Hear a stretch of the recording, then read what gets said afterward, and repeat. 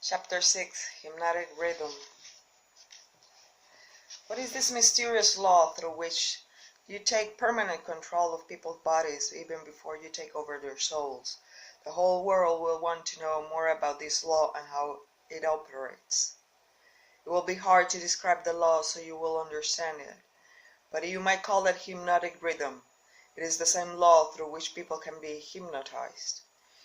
So you have the power to use the laws of nature as a web in which to bind your victims in eternal control. Is that your claim? It is not only my claim, it is the truth. I take over their minds and bodies even before they die, whenever I can lure them or frighten them into hypnotic rhythm. What is hypnotic rhythm? How do you use it to gain permanent mastery over human beings? I will have to go back into time and space and give you a brief elementary description of how nature uses hypnotic rhythm. Otherwise, you will not be able to understand my description and how I use it, and how I use this universal law to control human beings. Go ahead, but keep your story confined to simple illustrations which come within the range of my own experience and knowledge of natural laws. Very well, I shall do my best. You, of course, know that nature maintains a perfect balance between all the elements and all the energy in the universe.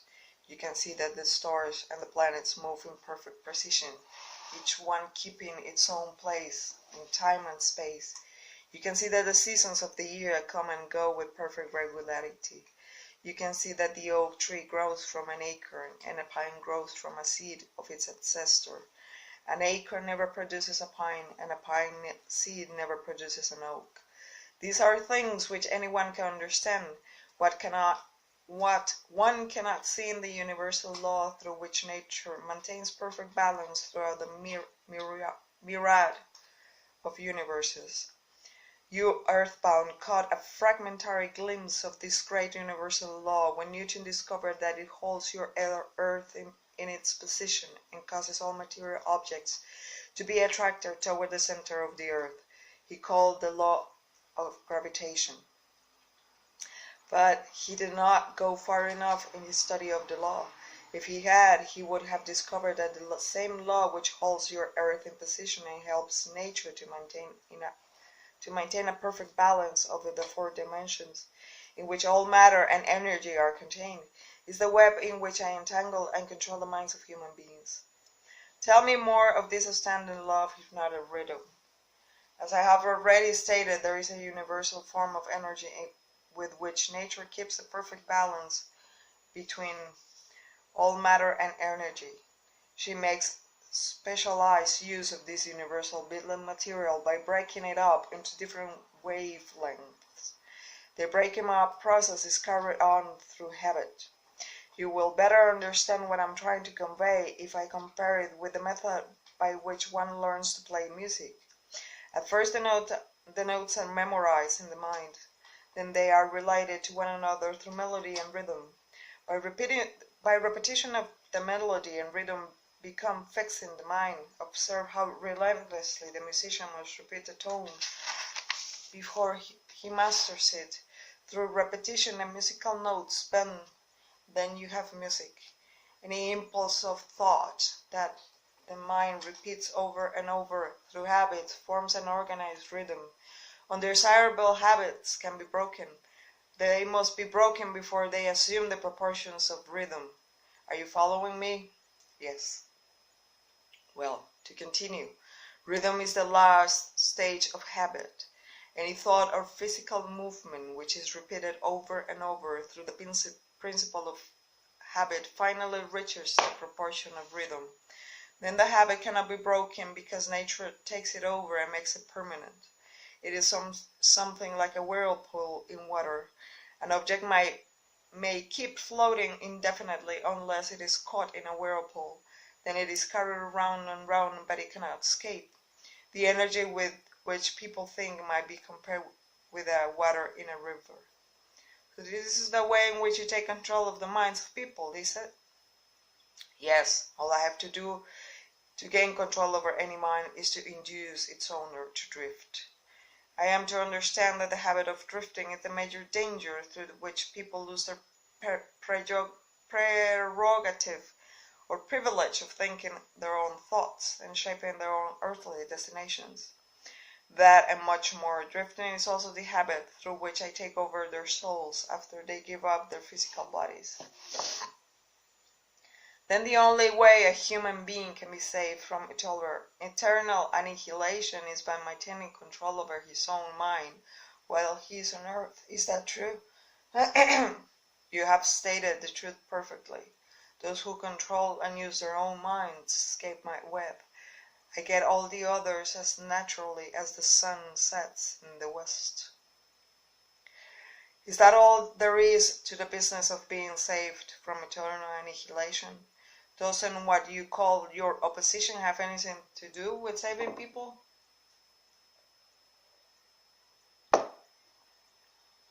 I can see that you think very deeply. My opposition, the power you earthbound call God, has everything to do with the salvation of people from eternal annihilation. And for that reason it is my opposition who provides every human being with the privilege of using his own mind. If you use that power by maintaining control over your own mind, you become a part of it when you give up your physical body. If you neglect to use it, when I have the privilege of taking advantage of the neglect through the law of hypnotic rhythm. How much of a person do you take over when you gain control of him? Everything that is left after he ceases to control and use his own mind. In other words, when you gain control of a person, you take over all there is of his individuality up to the time that he quits using his own mind. Is that correct? That's how I operate. What do you do with people whom you control before death? Of what good are they to you while they live? I use them for what is left of them after I take charge, as propagandists to help me prepare the minds of others to drift.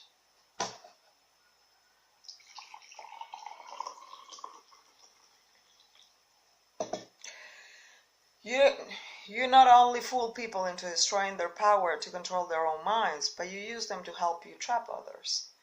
Yes, I let no opportunity get away from me. Let us come back to the subject of hypnotic rhythm. Tell me more of how this law works. Show me how you use the individuals to help you gain control over others.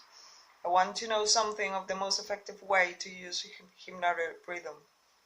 Oh, that's easy. But I think I like best to fill the minds of people with fear. Once I fill one's mind with fear, I have little trouble causing him to drift until I have entangled him in the web of hypnotic rhythm. What human fear best serves your purpose? The fear of death. Why is the fear of death your favorite weapon? Because no one knows, and by the very nature of the laws of the universe, no one can prove definitely what happens after death. This uncertainty frightens people out of their wits. People who give over their minds to fear, any sort of fear, neglect to use their minds, and begin to drift. Eventually they drift into the whirlpool of hypnotic rhythm from which they can never escape. They may never escape. Then you don't mind what religious leaders think or say when they speak of death. Not as long as they say something. If the churches should stop talking about me, my cause would receive a severe setback. Every attack made against me fixes the fear of me in the minds of all who are influenced by it. You see, opposition is the thing that keeps some people from drifting, providing they do not yield to it. Since you claim that churches help instead of hindering your cause, tell me what will give you cause to worry. My only worry is that someday a real thinker may appear on earth. What would happen if a thinker did appear? You ask me what would happen. I'll tell you what will happen. People will learn the greatest of all truths, that the time they spend in fear something would, if reversed, give them all they want in the material world and save them from me after death. Isn't that worth thinking about? What is keeping such a thinker from appearing in the world?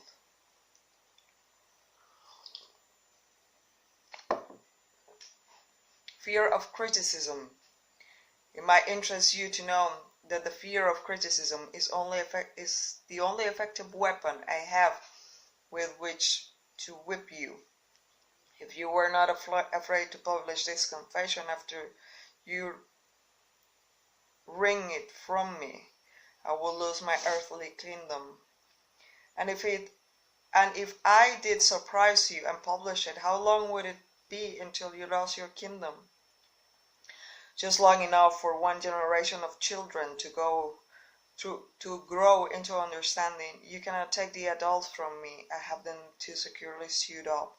But if you publish this confession, it will be sufficient to keep me from gaining control of the yet unborn and those who have not yet reached the age of reason.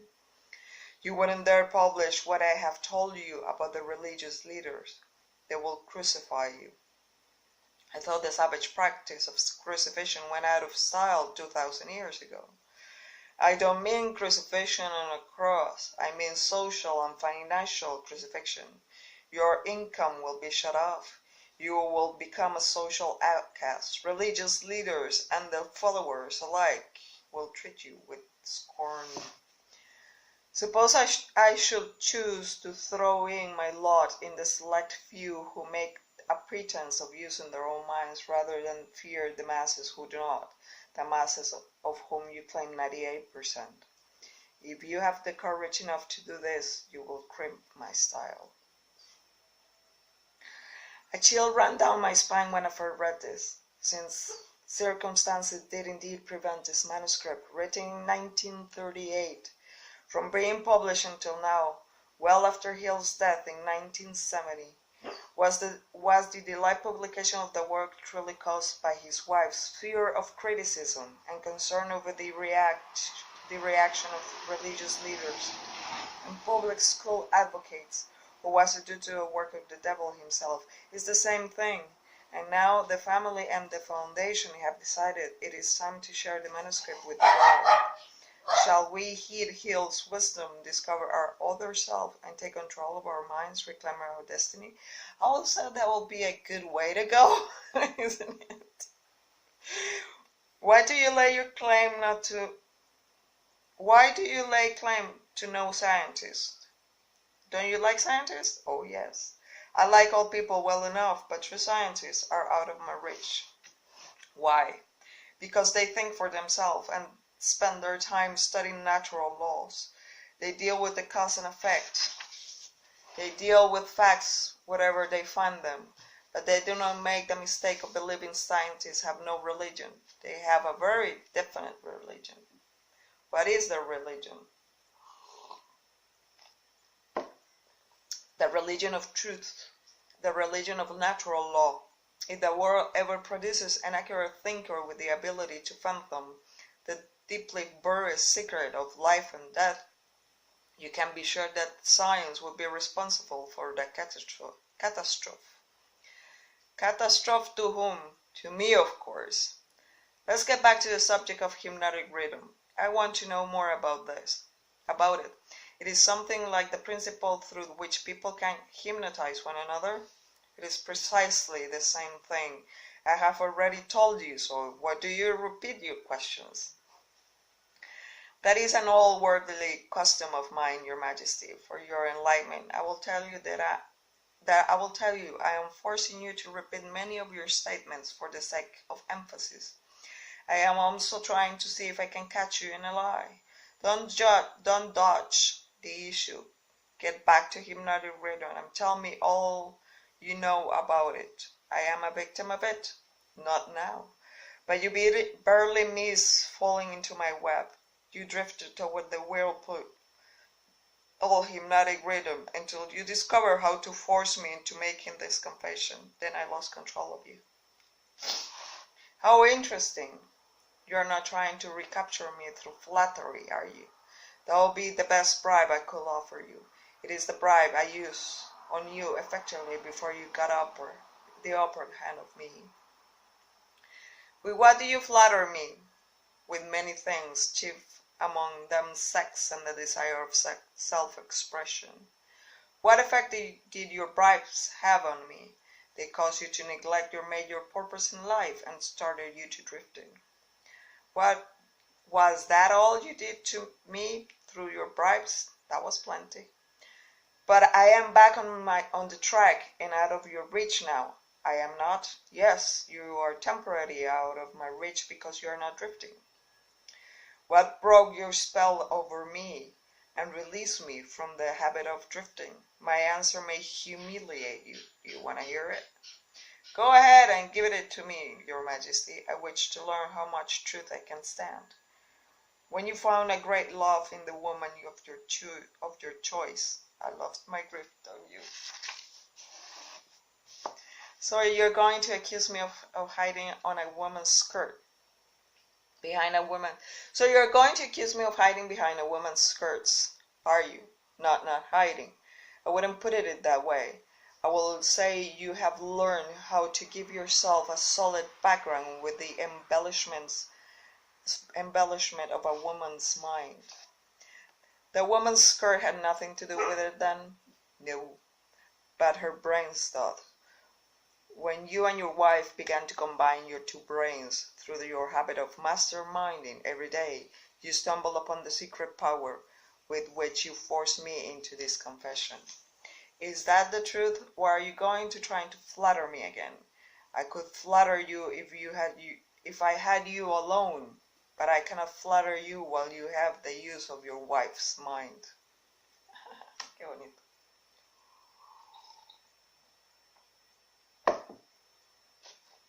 I'm beginning to catch on to something important.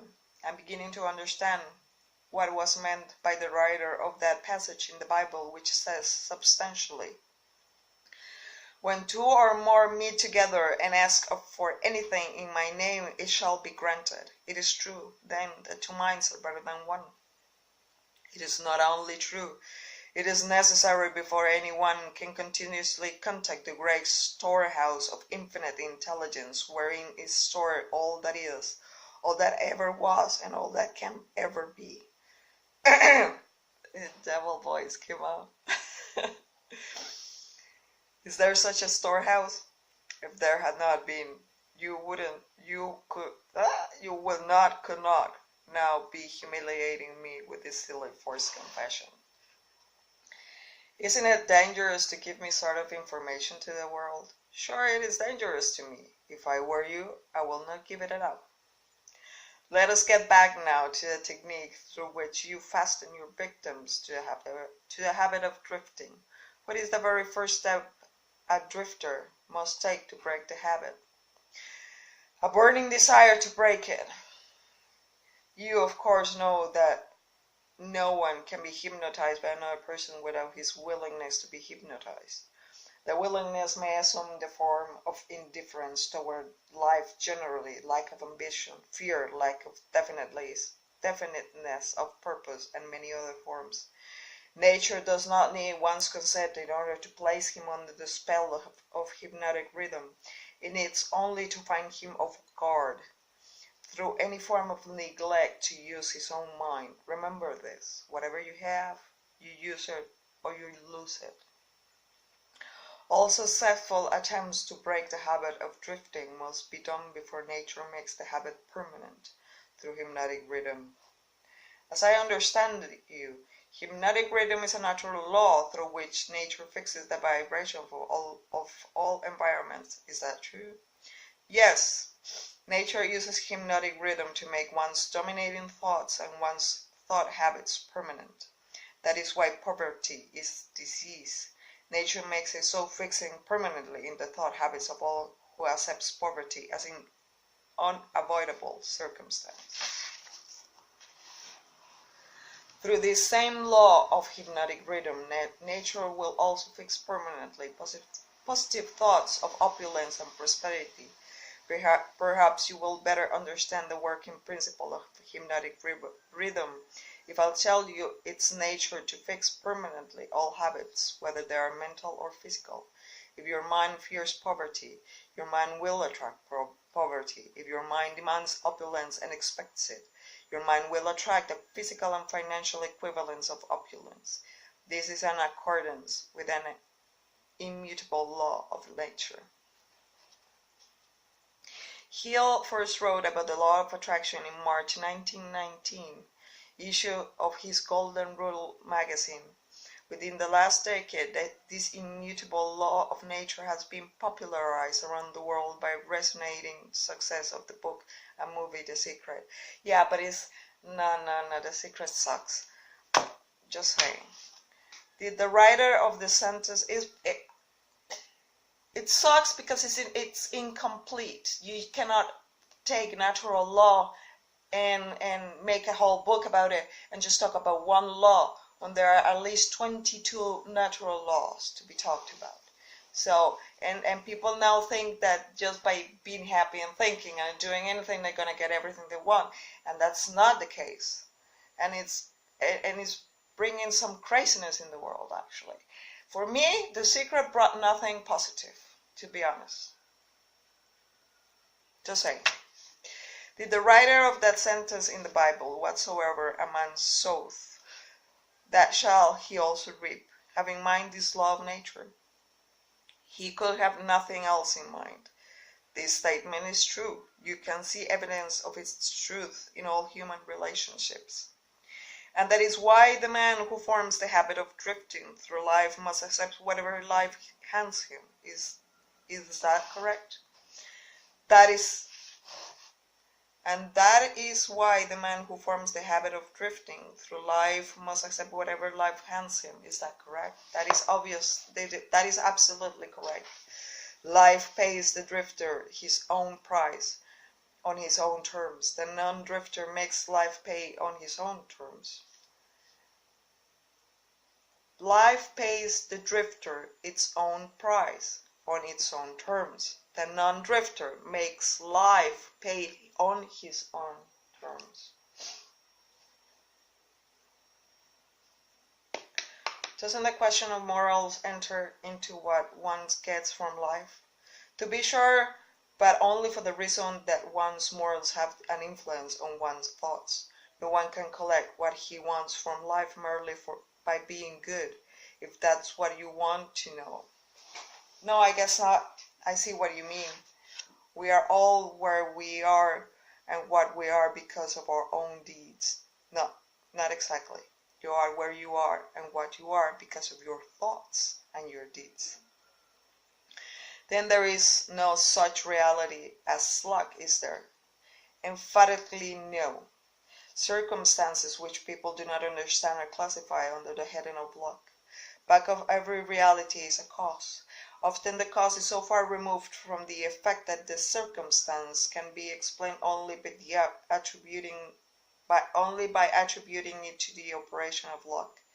Nature knows no such law as luck. It is man-made hypothesis with which he explains away things he does not understand. The term luck and miracle are twin sisters. Neither of them has any real existence except in the imaginations of people. Both are used to explain that which people do not understand. Remember this: everything having a real existence is capable of proof. Everything having a real existence is capable of proof. Keep this one truth in mind and you will become a sounder thinker.